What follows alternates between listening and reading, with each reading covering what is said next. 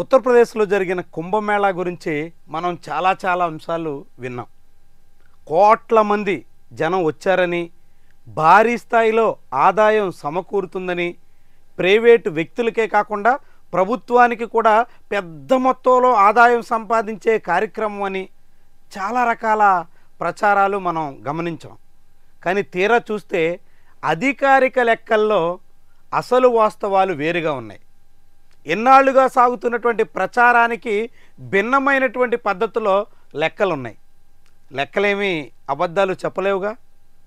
తాజాగా కేంద్ర ప్రభుత్వ జిఎస్టి కౌన్సిల్ రాష్ట్రాల వారీగా 2025 మార్చి నెలలో చెల్లించినటువంటి జిఎస్టి తాలూకా వివరాలు వెల్లడించింది. 2025 జనవరి నుంచి మొదలై ఫిబ్రవరి నెలాఖరు వరకు కుంభమేళా సాగింది. ఉత్తరప్రదేశ్లోని ప్రయాగ్రాజ్ కేంద్రంగా పెద్ద స్థాయిలో ఈ కుంభమేళా నిర్వహించారు. ఆ సమయంలో పెద్ద మొత్తంలో ఆదాయం వస్తుంది, లక్షల కోట్ల ఆదాయం ప్రభుత్వానికి చేరబోతోంది అంటూ చెప్పుకొచ్చారు. ప్రభుత్వమే కాదు, ప్రైవేట్ వ్యక్తి, ఒక పడవ నడుపుతున్నటువంటి వ్యక్తే 10 కోట్ల రూపాయలు సంపాదించారు అంటూ వాట్సాప్లో సోషల్ మీడియాలో ప్రచారం హోరెత్తింది.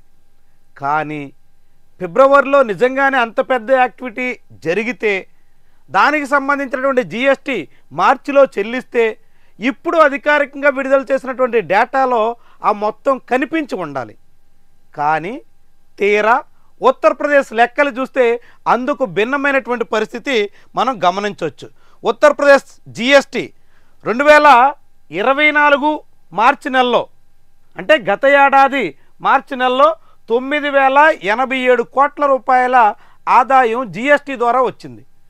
అదే ఈ ఏడాది మార్చి చూస్తే 9,956 కోట్ల రూపాయలు మాత్రమే వచ్చింది.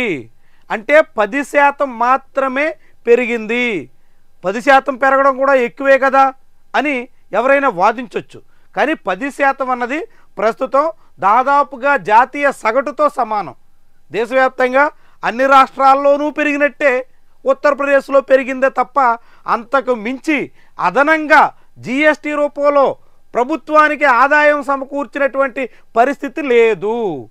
అంతెందుకు రాజస్థాన్ చూస్తే 15%, రాజస్థాన్ అక్కడే కుంభమేళా జరగలా కానీ 15% పెరిగింది జిఎస్టి. అదే బీహార్ 30% పెరిగింది. ఉత్తరప్రదేశ్ కన్నా 3 రెట్లు అదనంగా బీహార్లో జిఎస్టి వసూలైంది. చూడండి ఎంత ఆశ్చర్యంగా ఉందో. ఉత్తరప్రదేశ్కి కోట్ల మంది వచ్చేస్తున్నారు, పెద్ద మొత్తంలో ఖర్చు చేస్తున్నారు, దాని ద్వారా భారీగా ఆదాయం సమకూరుతుంది అంటూ చెప్పుకొస్తే, తీరా అధికారిక డేటాలో అందుకు విరుద్ధమైనటువంటి లెక్కలు స్పష్టంగా కనిపిస్తున్నాయి. పోనీ ఇది మార్చిలో కాబట్టి ఫిబ్రవరిలో భారీగా పెరిగిందంటే అక్కడ ఏం లేదు. ఫిబ్రవరిలో కూడా దాదాపు ఇదే మాదిరి 10% అటు ఇటుగానే యూపీకి జిఎస్టి పెరిగింది. అంటే దాని అర్థం ఏంటి? ఇన్నాళ్ళుగా చేసినటువంటి ప్రచారం, కుంభమేళా చుట్టూ సాగించినటువంటి వ్యవహారం అదంతా హంబక్కేనా అనేటువంటి అనుమానం కలుగుతుంది. వాట్సాప్ యూనివర్సిటీ సాగించినటువంటి ప్రచారానికి అసలు వాస్తవానికి పొంతనే లేదా అనేటువంటి సందేహాలు మొదలవుతున్నాయి. అన్ని కోట్ల మంది అక్కడికి వచ్చేస్తే ఆ వాళ్ళు చేసినటువంటి ఖర్చు తాలూకా లెక్కలన్నీ జిఎస్టీలో ప్రస్ఫుటం అవ్వాలి కదా. మరి ఎందుకని జిఎస్టీ వసూళ్లలో ఇంత డొల్లతనం కనిపిస్తుంది? బీహార్తో పోలిస్తే 3వ వంతు, రాజస్థాన్తో పోలిస్తే 50% తక్కువగా ఉత్తరప్రదేశ్లో జిఎస్టి వసూలైంది. అంటే దీని అర్థం ఏంటి? ఏమైంది? ఇంతకాలం చేస్తున్నటువంటి ప్రచారానికి అసలు వాస్తవానికి పొంతన లేకపోవడానికి కారణం ఎవరు? మరి ఇది ఎవరో సృష్టించినటువంటి డేటా కాదు కదా. కేంద్ర ప్రభుత్వ జిఎస్టి కౌన్సిల్ అధికారికంగా ఇచ్చినటువంటి లెక్కలు. ఈ లెక్కల్లోనే ఉత్తరప్రదేశ్ జిఎస్టి ఇంత పేలవంగా ఉంటే, వాస్తవానికి పేలవనే అనాలి, రాజస్థాన్ బీహార్ అటు ఇటు ఉన్న ఉత్తరప్రదేశ్కు సరిహద్దు రాష్ట్రాలతో పోలిస్తే యూపీ చాలా వెనకబడే ఉంది. అంత పెద్ద కుంభమేళా జరిగితే, అంత భారీగా ఆదాయం వచ్చుంటే మరి జిఎస్టీలో ఎందుకని కనిపించట్లేదు? ఏమయ్యింది? అవన్నీ కాకి లెక్కల ఇక్కడ జిఎస్టీలో కనిపించకపోవడానికి ఇంకేమైనా కారణాలు ఉన్నాయా? చాలా విచిత్రం. ఓకే, యూపీ పరిస్థితి అట్లా ఉంటే ఇక ఏపీ పరిస్థితి చూద్దాం. ఏపీ దేశంలోని పెద్ద రాష్ట్రాలన్నింటిలోనూ కూడా ఏకైక రాష్ట్రం నెగిటివ్ గ్రోత్ ఉన్నటువంటి రాష్ట్రం ఏపీలో. 4082 కోట్ల రూపాయలు గత ఏడాది అంటే 2024 మార్చిలో ఏపీలో జీఎస్టీ వస్తే ఈ ఏడాది 4033 కోట్ల రూపాయలు మాత్రమే వచ్చింది. అంటే 1% మైనస్.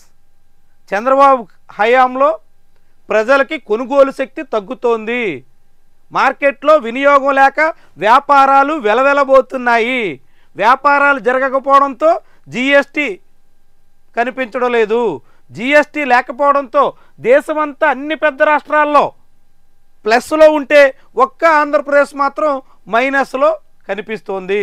ఆఖరికి బీహార్ లాంటి రాష్ట్రాలు కూడా 30% గ్రోత్ ఉంటే ఆంధ్రప్రదేశ్లో -1% ఉందంటే ఏపీ కన్నా బీహార్ చాలా ముందంజలో ఉంది ఈ జీఎస్టీ వసూళ్లలో అని చెప్పుకోవాల్సిన పరిస్థితి.